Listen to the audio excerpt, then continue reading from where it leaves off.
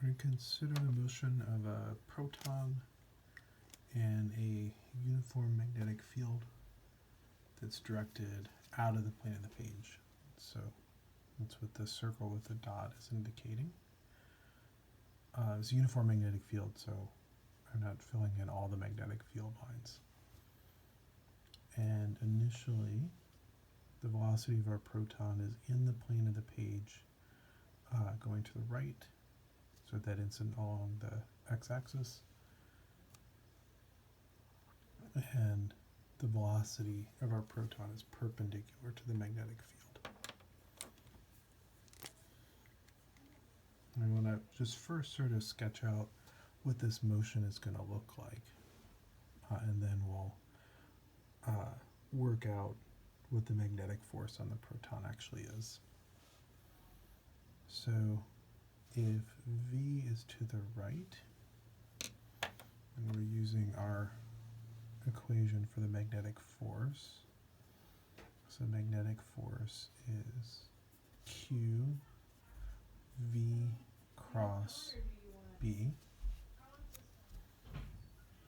V is to the right, B is out of the page, and so the force is going to have to point in the direction perpendicular to both. And so V cross B, the thumb of my right hand is going to point down the page. So that's the direction that the velocity is going to change in, because that's the direction of acceleration. So we go to some later point in time. The speed of the particle hasn't changed, but it'll have, say, a velocity along that direction. Again, I do V cross B. I get a force vector that looks just the same magnitude, but a different direction. So that's the direction that the velocity is going to change in. At a later point in the trajectory, we'll have the velocity down the page. Again, V cross B, the thumb of my right hand. It's going to point now to the left. And you can see what this pattern is going to be. The trajectory for that charged particle, positive charged particle, is going to be a circle with, in as much as I can draw it, constant radius.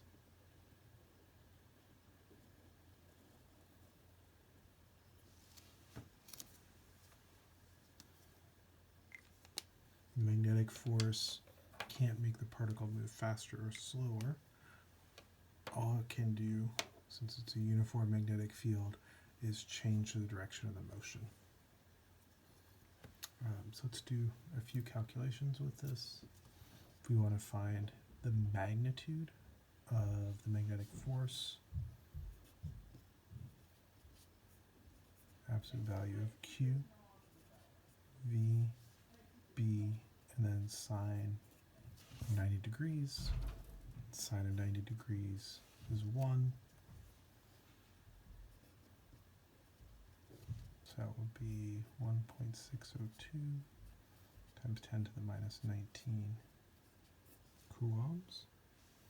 And we were given the speed was 1% the speed of light, 3 times 10 to the 6th meters per second, and magnetic field was a half Tesla.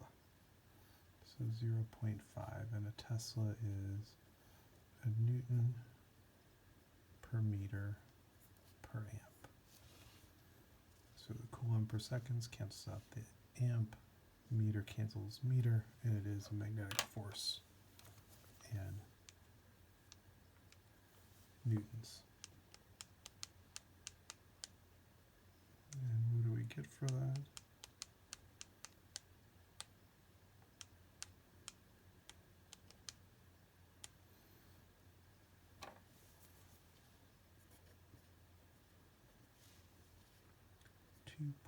.4 times 10 to the minus 13 newtons. All right, we're going to think a little bit about this circular motion.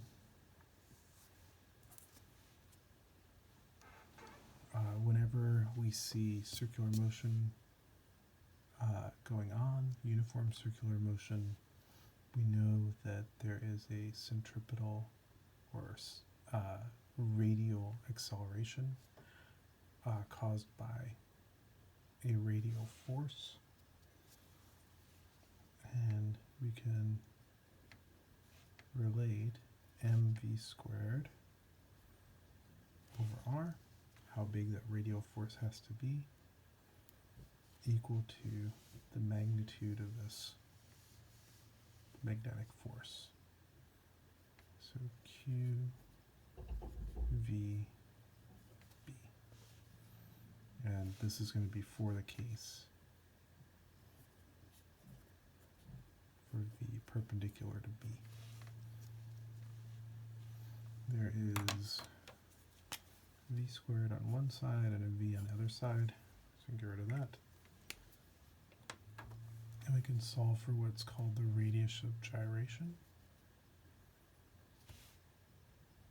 So the radius is going to be the momentum of the particle, mv, over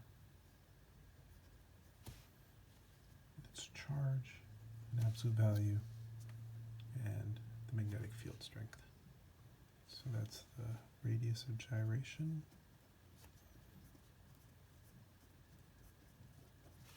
We also know something we can find is the time it takes to complete a gyration is going to be 2 pi r, so circumference of the path, divided by the speed. And we just have an expression for what that radius is. We substitute that in. mv times 2 pi over QBV.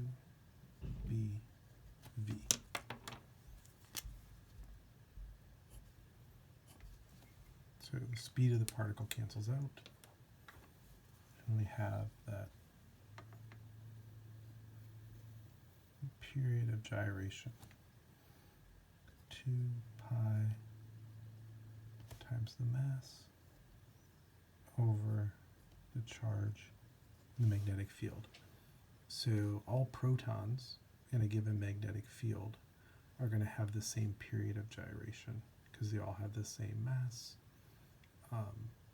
and they will all have the same charge. And the same is true for any charges that have that same ratio of mass to charge. They will complete one gyration in the same amount of time.